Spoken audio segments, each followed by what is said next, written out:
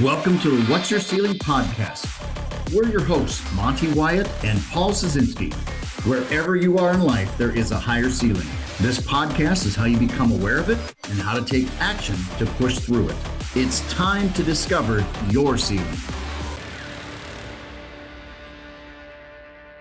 All right, Monty, we ready? Yeah, bet. All right, we're looking for a great interview with a mentor of mine and many people in Iowa and probably around the United States. But we kicked this podcast off for one reason, and that was to figure out where everybody's ceiling is, whether it's your health, your family, or your business. And Monty, some of the things we talk about is taking ownership. And that's a question we've talked about. And I think that's part of becoming a good business person, whether it be health, family, or business. And give me your thoughts on that. You're good with. It's our topic is what's your ceiling? And we have to take ownership. But part of that ownership is what do we want to be known for? And what's the legacy we want to leave? And that's the power of what's your ceiling is we want to challenge people to see new heights. We all have something to break through. We all have something that we need to grow and learn. And we want to challenge the world today to think about your legacy. And to me, a legacy is how are you remembered? And a legacy is what are you leaving behind that your family will think of you as, or your communities think of you as. But you have to be intentional with the legacy because it's our behaviors, it's our actions, it's our health, our family, our business. So what do you think? Absolutely. I think taking ownership, and we've talked before, you take ownership, it's not taking ownership only of the possessions of whether your business, your cars, your physical assets, but also taking ownership in your own actions. You find out usually any time in your life that you had a point that you made a mistake. This is also something that I've learned from working with Jim Adams. Is Jim always brought up, hey, look at yourself and take ownership in that loss. And maybe it's you the problem. It's not the person you think is the problem or the situation. So I think it's important to recognize taking ownership and be responsible for your own actions. Absolutely. And that drives your legacy. And I look at the population of the world today and the average person out there. We're in a microwave world. We want things now. A legacy is what you build every day for the future. I can't just behave one way today and think my legacy is going to be different tomorrow. Everything I do today impacts my legacy. Everything that I share with people, how I interact with people, that brings out what I'm going to be known for at some point. And that's the power of thinking about what am I building as a legacy. It is. And that's why today we've got a great individual here, Jim Adams from Ames, Iowa. He was a businessman. He played football in high school. He worked for Mobil Oil, went on to run his own business, family business, brought his boys in.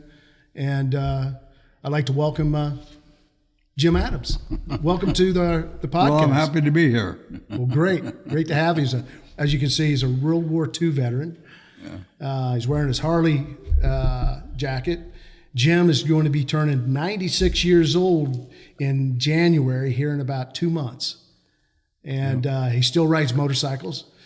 I remember back in the day, he said he'd never ride a trike, but when he turned 89 years old, he said, well, I'll try that trike. So today he's riding a trike. He was just riding just this week. Yeah. And we sure appreciate having you here and look forward to having a great interview today, and I know we will. But we'd like to talk about kind of how you started out, Jim, and where you grew up and how you evolved into the person you are today. Well, I was born down in Leadville, Arkansas. And, times were really, really tough then. I know that we moved to California from there, but we had an auction. And my dad bought one of them farm trailers and loaded everything, clothing, and my mother wanted to put in there, and had an auction and sold everything else. And why I remember this so well, I don't know, but the auction I remember brought $58. And that was the money we used to go to California on was the $58. Gas was 9 cents a gallon. I don't remember why I remember that, but that's what it was. and I turned 9 on the way out there.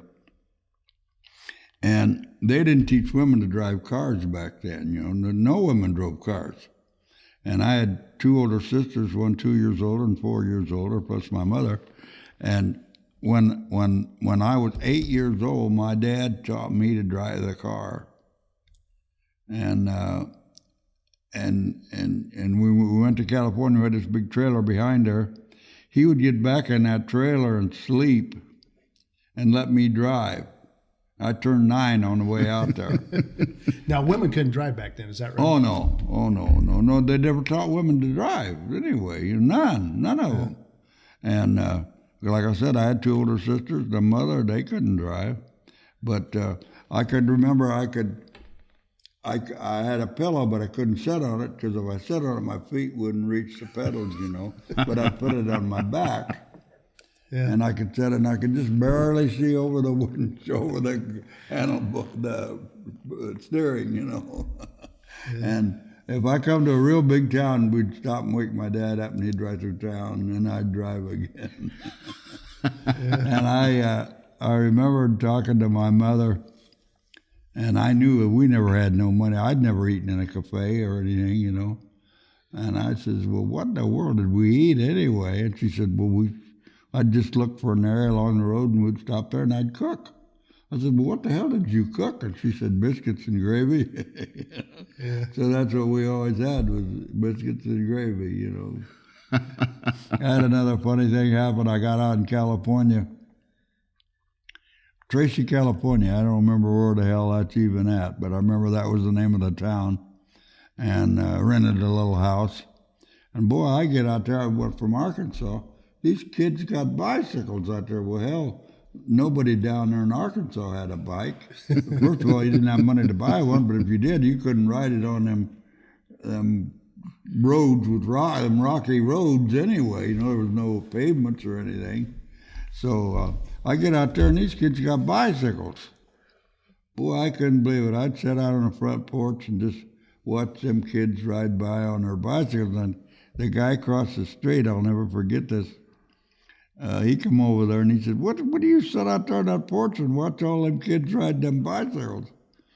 He said, why don't you ride your own? I said, well, I don't have one. Well, aren't you going to get one? I said, well, I don't know. I said, my dad just got a job, and he said he'd try to save some money and buy me a used one, About an hour, here he comes. He's got a brand new bike. He said, anybody that enjoys watching kids ride a bike must want one really, really bad.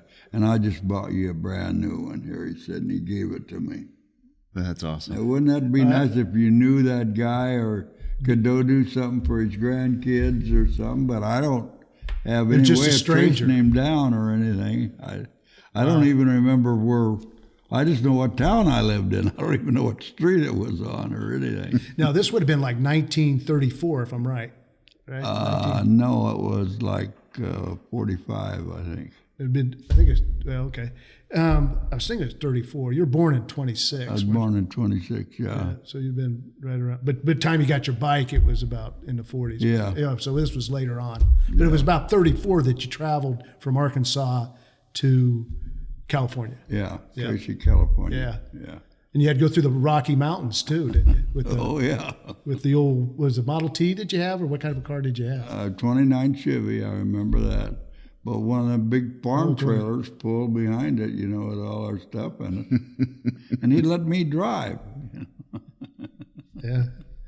And then you ended up after California, where did you lived there for a while, then you ended up? Lived there for a while. I don't think, not a long time, a year or so, year or two. Yeah. I went to school out there, and then we moved back to Arkansas again. Okay. How did you get to Iowa? I worked for Conoco Oil Company, and I got transferred around a lot, and that's how I got to Iowa.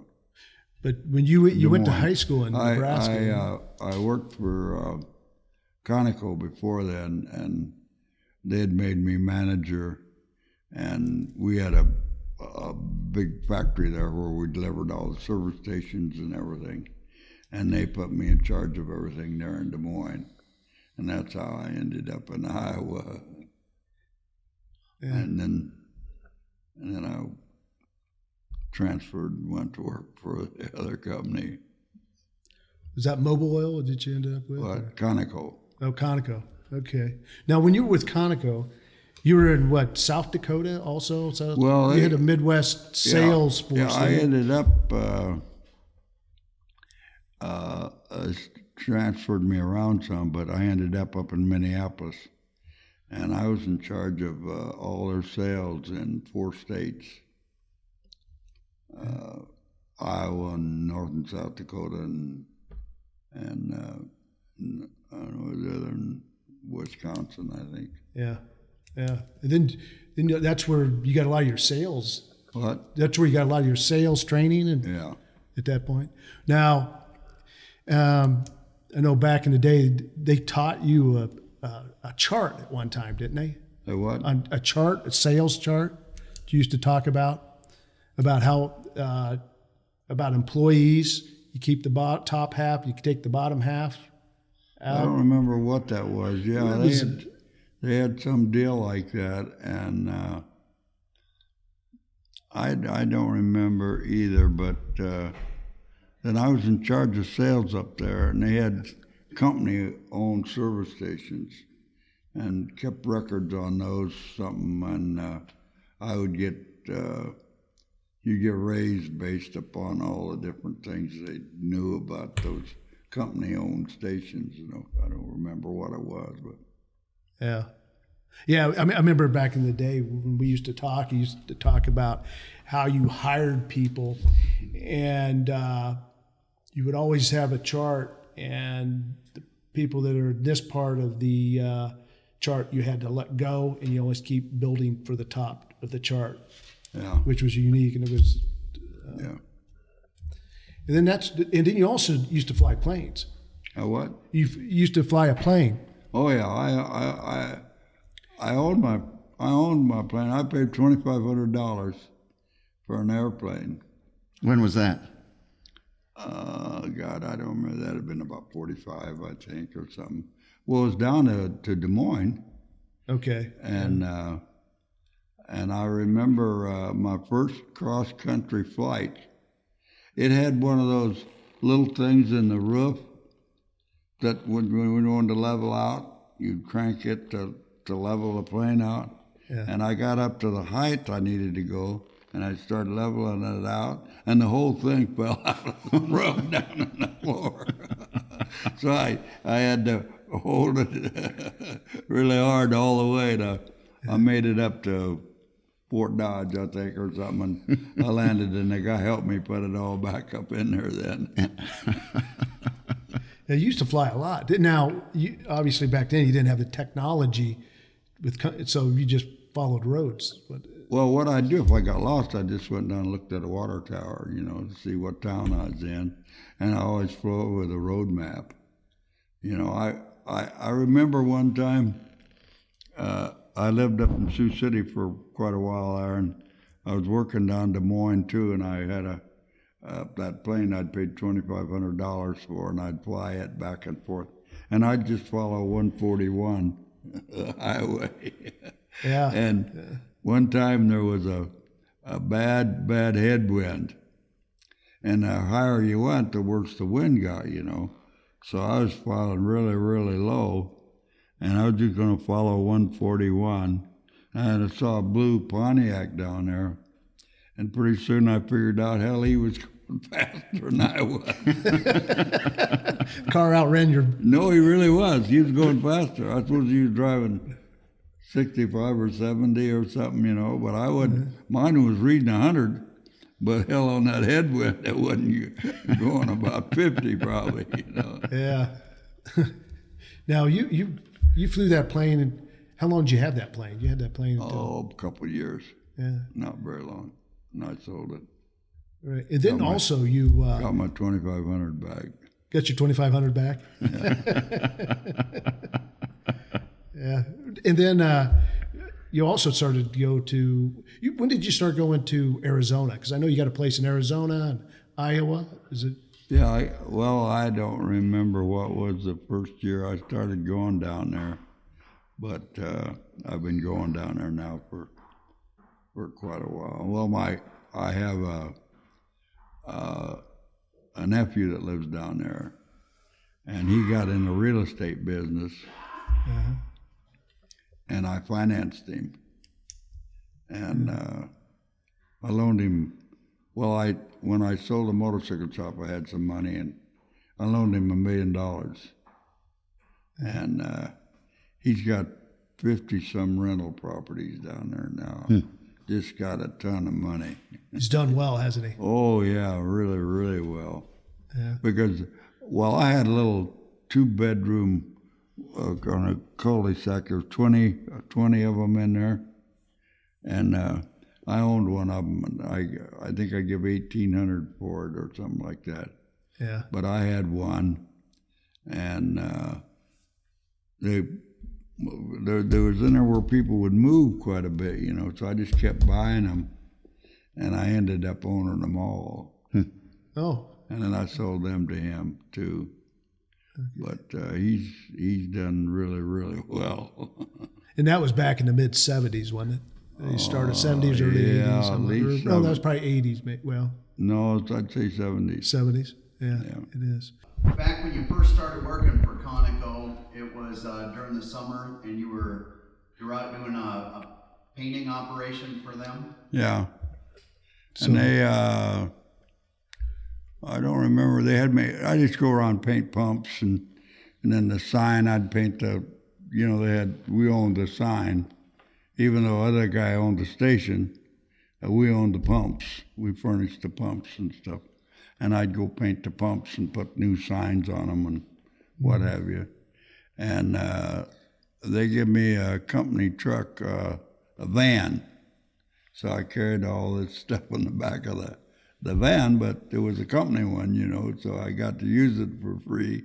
And they, I don't remember why, but they sent me up there to Sturgis for some reason. Now I don't remember what. And I remember I saw some motorcycles go by there every once in a while. Well, back then you didn't see no motorcycles, so hardly. Guy stopped for gas, and I said, "Where are you going?" "I'm to Sturgis." I said, "What are you going to Sturgis for?" And then he told me, "Well, they got a motorcycle deal over there." And so I was real close. I don't know what little town I was in there, but anyway, then I went over to Sturgis for the weekend. That's all I had. It was for the weekend. And out there at the state fairgrounds, where they still have it today, is where it was at. And I know it was like a Saturday and Sunday 2-day deal.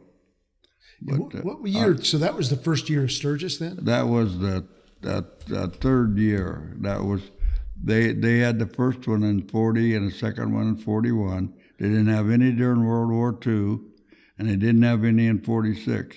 The third one they had was 47, and that's the year I'm talking about. It's 47.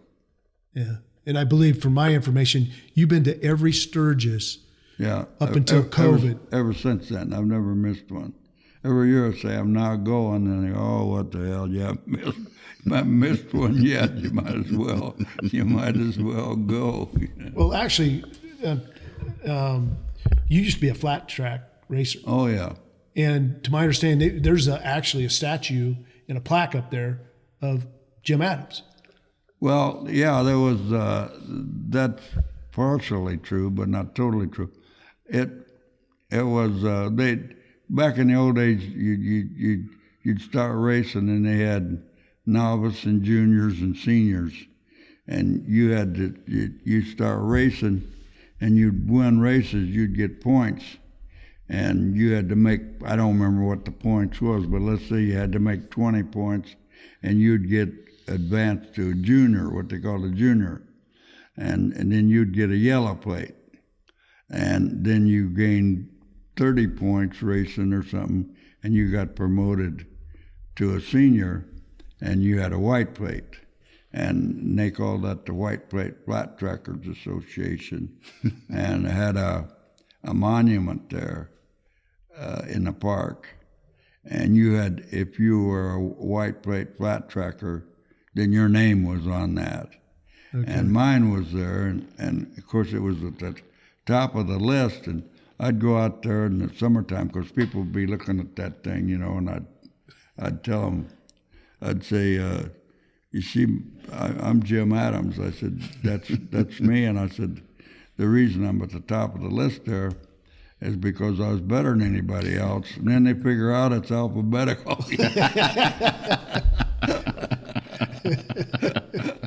But they do. I believe they have a film that's of Sturgis, the history of Sturgis, and you're in that. Well, but that was an old one, that when there was the White Plate Flat Trackers Association, which was a real good organization back in the old days. And we'd have a big meeting out there during Sturgis every year. And so I don't remember now, but anyway, I belong to that. Okay. So you plan on going back next year again? Well, every year I say I'm not going, but I always go. Yeah. And you still ride on nice days as much as you can. Yeah. Yeah. Well, I usually don't ride my bike out there anymore. Right. If I do, I only ride out to Chamberlain, I think is the name of the town. Yep. I just ride to Chamberlain and stay all night there, and that's where you cross the river. Well, how'd you get into the motorcycle business? I don't remember now, actually. Well, I do in a way. I always liked motorcycles, and I like to ride. Me and another kid, when I was in high school, I remember we paid $15 for a Harley, $7.50 a piece we paid for it. And I rode that from North Platte to Denver, Colorado, and back, I remember. Can't believe that, but I did. But that's kind of how I liked motorcycles. Well, then I had two boys, and the boys both liked motorcycles. And I worked for Conoco, and I worked for them for years. But they'd transferred me up to Minneapolis, and I didn't really like it up there, too cold, you know. Mm-hmm. And so the two boys wanted to do something, you know, and I said, well, hell, let's just go in the motorcycle business. Yeah, right. I said, well, I don't want to go in Minnesota. It's too cold up here. And my two boys, I'd give both of them jobs for Conoco because I was in charge of sales for Conoco. And they were both working for Conoco in Des Moines. So I said, well, see if you find a motorcycle dealer that wants to sell out in Iowa. So they called me up and said, well, the guy at Ames said he might sell out. So I come down and bought him out, and then I moved down here. And then the boys quit their jobs and we all three run the motorcycle business. And what year would that have been? What would that have been? Probably around 78, what do you think? 73. 73? 73 is when it was. 73. Yeah, 73. Okay. I remember that now. Yeah. 73. That was a great journey, wasn't it? It was good. Yeah. When you got into, you started your business in 1973. What was it called? Ames Cycle? Ames Cycle. Ames Cycle. And you had a unique way of hiring people and paying people. And tell us a little bit about that, because I know you had a relationship with your mechanic, who was one of the best mechanics in the Midwest. I always believed on instead of an hourly wage, have a commission. You know, like I don't remember what our flat rate was there for the shop, but let's say it's $3 an hour, then they get $2 an hour, and I got $1 an hour. You know, right? And then the same way with the salespeople, they got a commission. depending on the profit we made on the bike. And I don't remember the parts people. I know we had some kind of a system for them to make some extra money. I think depending on how many parts they'd sold the year before in that month, and then how much they sold the same month the current year, and they'd get a commission based on how much we increased our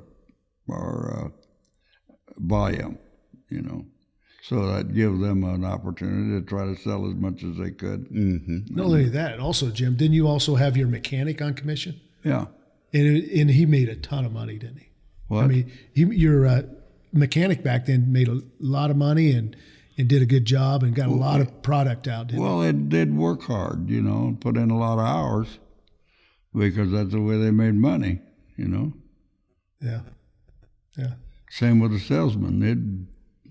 They'd try hard to sell stuff because they had to live on the commission. What do you think is different in the business world today from the 70s and what you just talked about in commissions? I don't think there's too much difference.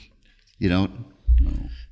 So what is the big challenge that the business world has today getting people more engaged? Because, listening to you, commissions and getting people excited about serving the customer. I don't know that's... I don't know. I don't think it's really changed. Mm-hmm. I think if the companies would do it, it'd be just as good as it was back then. Paul, I want to jump in because I think that's a great statement right there. Business hasn't changed in 50 years, according to Jim, our right. wonderful guest today. But the world seems to think it has. It's different generations need different things.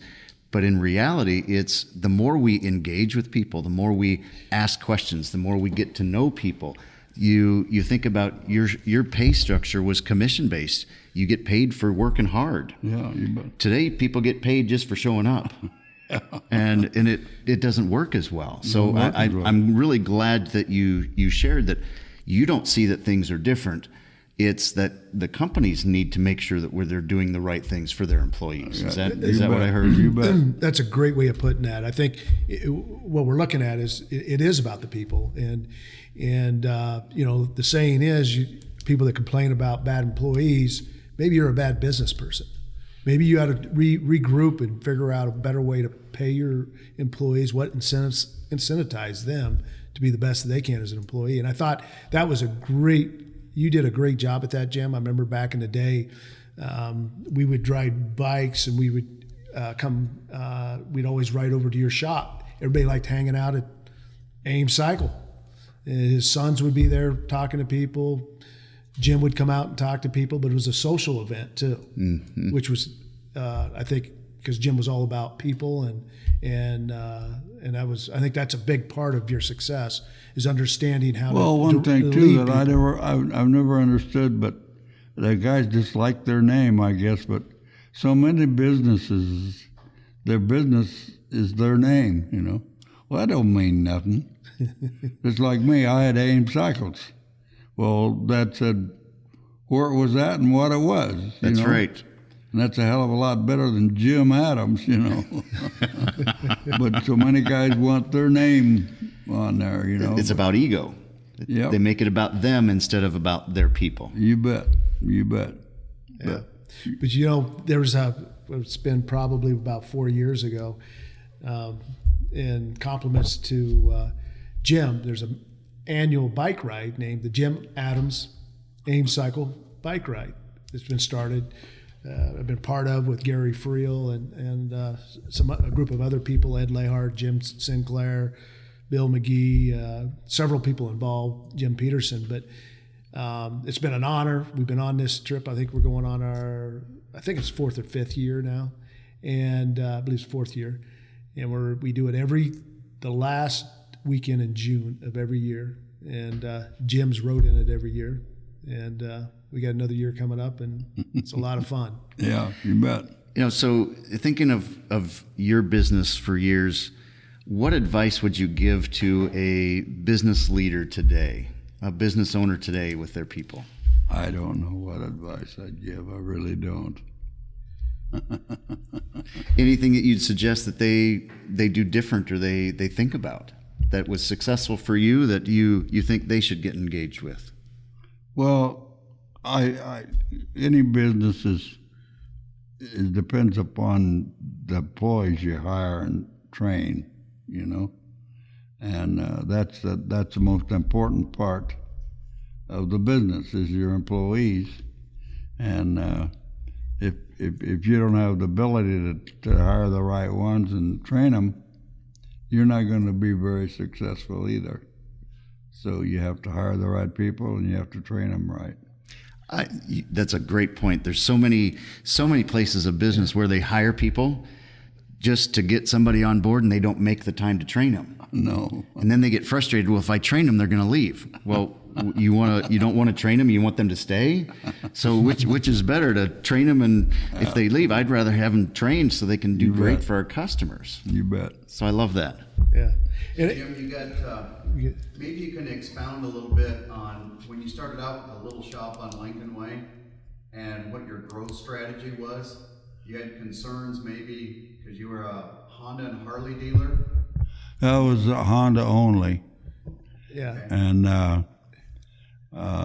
then I kept just buying the other dealers out till I was one of 3 dealers in the United States that had all 4 Japanese brands plus Harley plus Triumph. I had them all. And you just bought them out over Yeah, I just bought the dealers out, yeah.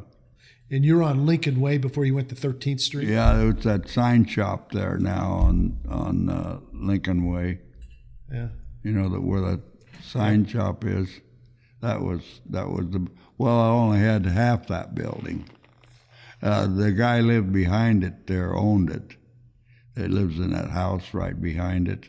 Okay. I can't remember his name now, but. Now, another thing that you did that was, I find that's big, which is still true today, when you were expanding your motorcycle business, all of a sudden you see another opportunity, and that was in the trucking business. Yeah. So you can tell you how you got into the trucking business and how that idea evolved? Well, I got my motorcycles out of Chicago, and so in order to save money, I bought a flatbed truck. Well, no, I bought a pickup and a flatbed trailer, and I'd go in there and pick my bikes up rather than pay the freight company to haul them. And what I would do, I can't believe this, but it's the truth, I'd get off work and I'd drive in there and I'd get there midnight. And however you were parked there is the ones that got loaded first in the morning. So, but like I'd go there and park at midnight and just sleep in the pickup, you know, with the door open. Is that right? Out in the bad part of town. Can't believe it. But you were having motorcycles delivered to you, then you started delivering to other motorcycles? I ended up delivering motorcycles to everybody in Iowa, plus some clear to Lincoln, Nebraska, and northern Missouri, and western Illinois. Okay. Yeah, I delivered them all. And it worked good. They got a lot better service from me than they got from the trucking company, you know, because the trucking company would bring it to Des Moines and it would sit there till they had to make a delivery to northern, you know, and I'd have all the dealers so I could make the round, you know, delivering them. Worked real good. You know, another business, not to cut you off, but another business you got into, you owned a building, I know, close to your motorcycle shop. You got into the bingo business, didn't you, for a little while? Yeah. How was that? That was really good. That was bingo cash. business? Yeah. You used to do bingo at a bingo hall. Yeah, that was. Tell us a little of that story, because there's some great stories. I remember that. How was that? I had a gal. I don't even remember her name, but she run the bingo parlor for me, and we were just open on Wednesday night and Friday night or something like that, just 2 nights a week. But she'd run that, and she had charge of all the money. Her and her daughter helped her there, and everybody'd have to pay them, and they'd have to give me the money. But I don't remember, somehow she'd hold out money and give me money, and neither one of us declared any of it. Neither one of us. She didn't, and I didn't either. I'm sure that's past the statute of limitations. Yeah, we'll make sure the authorities don't hear this podcast today. So. Yeah, you had that for like 4 or 5 years, didn't you? Yeah, it worked real good. Yeah, cash is king, isn't it? That's great. Now, something that you did, you served our country, World War II. Tell us a little bit about when you went. You were drafted, or you volunteered? I volunteered. I was in the Merchant Marine. Well, I was doing that. I mean, I was working on a ship when the war started, and you got drafted. But if I stayed on the ship, and when I was delivering food, I was on a ship that was delivering meat to the troops down on the islands, and but if we come to the United States, if you just signed off the ship, you'd get drafted, So the ship then started going to Auckland, New Zealand, to pick up the meat and take it out in the troops, and we wouldn't come back to the States, so we could just stay on the ship, and so that's what I was doing during the war. And one of the funniest things that happened to me down there, I was down at Auckland, New Zealand, and we were waiting to pick up meat, and it'd take 8 or 10 days to get the ship loaded with the meat we were taking out to the troops. And Navy guys helped us there, and that was stationed there would work to help us. But the war was over, been over about 10 days, and they shipped them guys all home. Well, there was gals that always waited for them there in the tram station to get off because they had money to, take them to dinner and take them to a movie, where the local guys didn't have enough money to do that. So, but hell, then here these guys got all shipped out. So them gals would still hang out there. And me and my buddy, we went in there and off the ship, and we said, "Does any girl in here got a car?" Nope, there wasn't one in there had a car. And one says, "Well, my dad's got a car." She says, "I don't know. I know he wouldn't let us take a trip in it, but he might let you drive it around the block or something, And I said, "Well, that'd be good." She said, "Well, let me go call him." Well, she had to walk like 2 blocks to a phone booth, to call home. And she said, "Yeah, he said you could do that." So we take a tram and go out to the house, and we walked up there, and he come out, and he had the keys to this 29 Chevy Coupe. I remember that. And he said, "Now, here's the key to this car. You can't take no trip in it or anything, but you can make a little drive around and bring it back." So I said, "Okay, that's fine."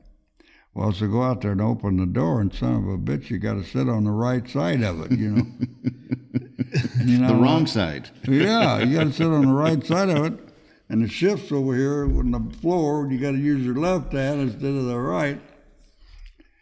And I back out, and not only that, you got to drive on the right side of the road. I went right around the block and come back and put it right back in there. That's the only driving I did while I was down there. Where was this, in Auckland, New Zealand? Auckland, New Zealand, yeah. That's pretty cool. That's pretty cool. True story.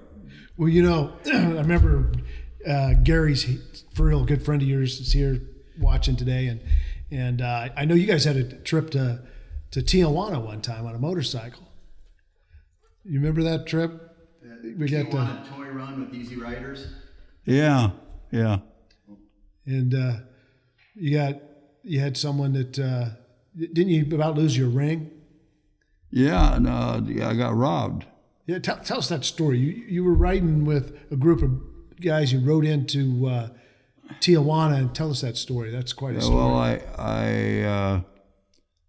I don't remember now. I was out on the sidewalk talking to some guys or something, and I had 2 rings like this, and they saw them rings, and they grabbed me. One guy was holding me, and God, they stole my cap and my jacket, and they was getting those rings off. Well, I was scared that one was like having trouble getting off. Oh my God, they cut my finger off.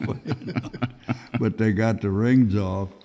And funny part of it was we were staying in a motel, and they had a room there. And they run up. I seen them go into their room, so I called the cops. And I said, those guys stole my rings, and they're right in that room, and I want you to go in there and get them. And they said, oh, no, we come do that tomorrow. So you know who got my rings. We'll do that tomorrow. Yeah. What year did you get out of? What year did you finish up with World War II? 1945?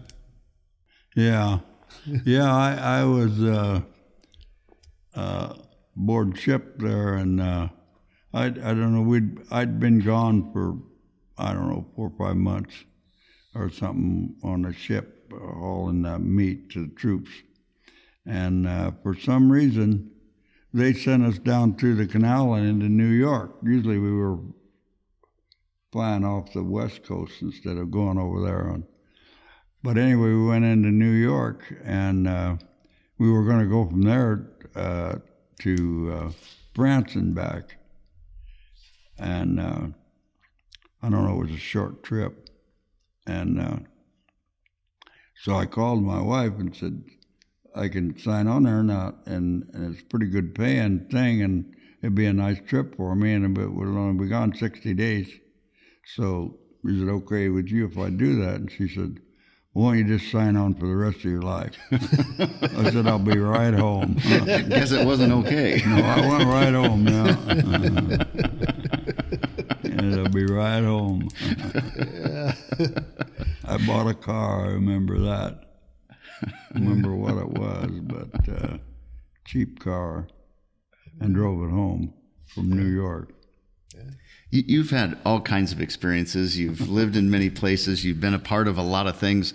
What's something that you haven't done that you wish you would have? Well, nothing that I'm willing to admit to. Well, I got a little story. Gary Friel and I and Jim had just turned 90. So Jim has a place in Arizona. He invites us to come down. He had 6 motorcycles, I believe, down there, and he wanted to bring a couple back. So Gary and I go down to Arizona, and Jim and I, we go riding. And we're up north on 17th. Anybody that knows Arizona, you got 17, comes down to 303 and goes into Phoenix. We're probably about, 40 minutes away from where he lives, 45 minutes away. And we're at a restaurant. We're on motorcycles, and we're sitting there, and it starts to rain. Jim looks at me and Gary and says, hey, it's time to go. Gary and I kind of look at each other. Well, we're just waiting here a second. Maybe we'll just wait this rain out. No, Jim was ready to go. Jim, he gets up, takes off out the door. Gary gets off, takes off out of the door. I get out on my bike. My bike doesn't start. Now, it's starting to rain. And it's 5 o'clock Friday afternoon, and anybody's been in Phoenix on the 17 and 303 at 5 o'clock, it's busy, and they go fast. So I jump on. I'm behind. It was raining so bad, I went underneath a bridge for a little bit, wiped my glasses off, get back on the 17, and I happen to remember I have to get on the 303 to get to his place. So so I see the 303. I get over in traffic, and it's car bumper to bumper going as fast as you can go.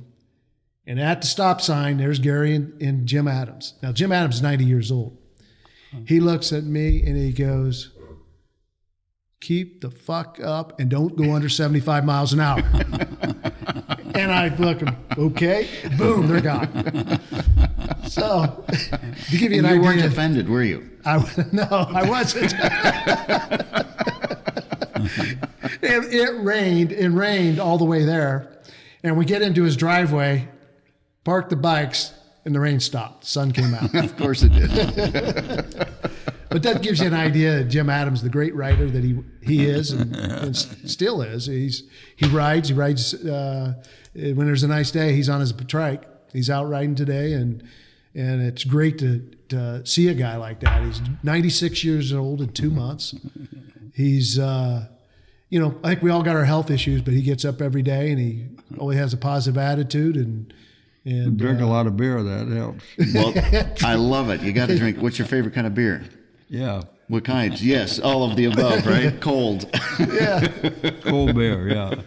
But no, Jim's been a great inspiration to a lot of business people and young people, and it's always a treat to get together with Jim and talk about old times, because he was a great writer, a great businessman, and I think today, talk about going through your ceiling. Here's a perfect example of a human being that has done some great things in the business world, and still to this day is healthy and contributes. Paul, what are some of the learnings that you've had from listening to Jim today that we want our listeners to hear and remember from our conversation? I think my biggest take from today is, number one, is Jim's about people, and training people. I've got some notes here. Incentivize people and hire the right people. And there's no reason to make an excuse. You hire the right people, you train them, and it works. Yeah. It works. And it works today as it did when he was doing businesses in the 50s, 60s, 70s, and 80s. Yeah, I loved how he said that the business hasn't really changed. Right. And the thing that might have changed is that organizations aren't treating their people like they used to. Yeah. And they need to help them stay engaged, and the businesses need to own that. And that's a ceiling that many businesses have today, is they're not doing what they need to do for their employees. So I think that's a powerful takeaway from today as well. It is. One question that we're asking every one of our guests at the end of our shows, it's, what do you want to be known for? I'd love for you to say, whether it's in a story or a few words, what do you want people to remember about Jim Adams? I don't honestly know. I really don't. I would like to be remembered as a good motorcycle rider. I was I won the here in Iowa. I won that in 61 and 60 drag races. I won that in 61 and 62, and I haven't had them many for years and years now, so it was no big deal. But then I was an expert motorcycle racer, and you go through 3 different steps to get to that. So I was pretty good at that. I was actually, I run 14 years at Daytona. I was a better road racer than I was a dirt racer.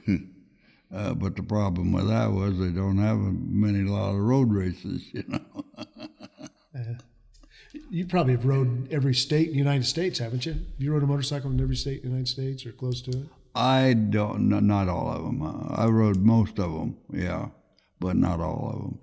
Yeah. Judy, that gal that I lived with, she rode every one of them in the state. Okay. When I first started riding there, we rode down the beach. In Daytona? Yeah, Daytona. And then on the backstretch, you rode down the blacktop. And then in the corners, it was blacktop, too. Right. But then one of them wasn't. One of them was still sand. But then you'd come down and you'd ride right along the water. And I remember one time this one kid's was it the dad got out too far in the water, and they killed the engine, and his son was riding too.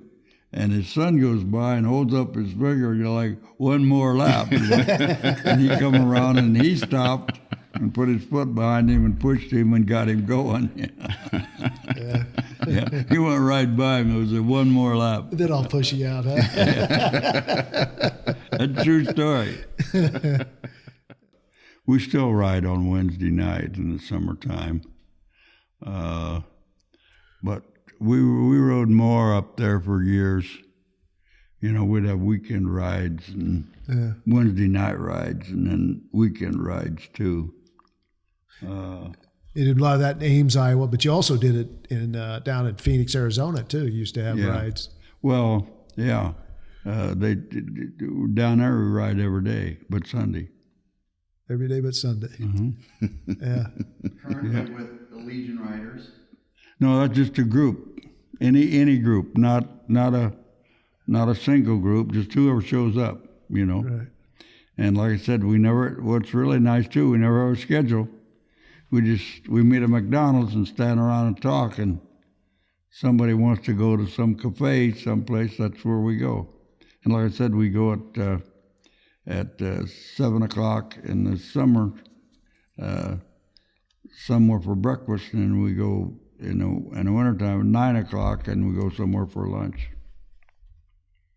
And we stand around and talk of where we're going to go. So that works out good too. Yeah. Currently a member of the Ames Legion Riders, though.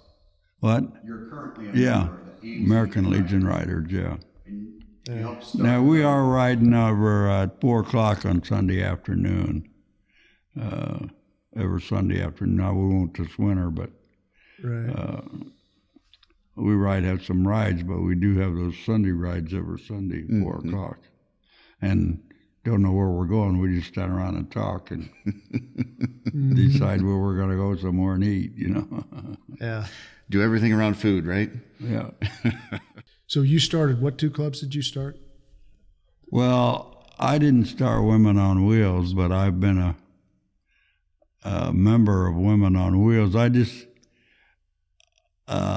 gal in charge of that, they send you a statement, and I paid my dues every year, and so this year was my 30th year of Women on Wheels, and you send that to this gal in Omaha, and she called me, and she said, I just want to congratulate you for being a member for 30 years, she said.